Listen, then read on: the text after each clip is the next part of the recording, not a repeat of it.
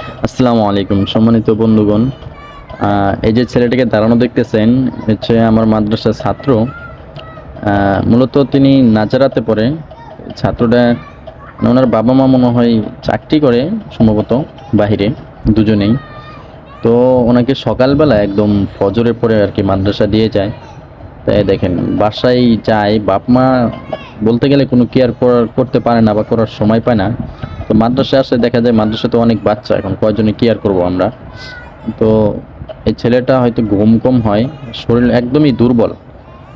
ও সকালে ওরে দিয়ে যায়, সারাদিন এরকম ক্লাসে বসে বসে ঘুমাবে।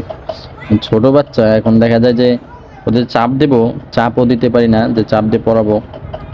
আই মিন চাপ বলতে আর কি মানে ওকে যে জোর করে পড়াবো এরকম হয় না। কারণ হচ্ছে একটা ছোট বাচ্চা, তার যখন ঘুম পায় তখন এটা কন্ট্রোল করা খুবই কঠিন। আর সব থেকে বড় কথা হচ্ছে এখন ওর যে বলবো যে ঘুমাও, তুমি মাদ্রাসা শেষে ঘুমাও। এখন দেখেন ভাইয়া, আমাদের এখানে আমাদের মাদ্রাসার পক্ষ থেকে একটা জবাবদিহিতা করতে হয়।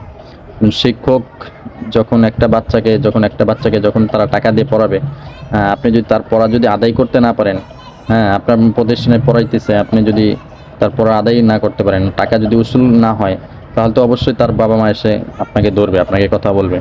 তখন বিষয়টা হচ্ছে এরকম যে ওনাকে যে এই বাচ্চাটাকে যে ঘুম পাড়াবো, যে ঘুমাও তুমি, ঘুমাইতে দিব এরকম সুযোগও নেই। কারণ হচ্ছে আমি ঘুমাইতে দিলাম, মাস শেষে যদি ঘুমাই প্রতিদিন এরকম ঘুমাই, তো মাস শেষে গিয়ে আবার ওনার পিতামাতার কাছে আমাদের জবাবদিহিতা করতে হবে।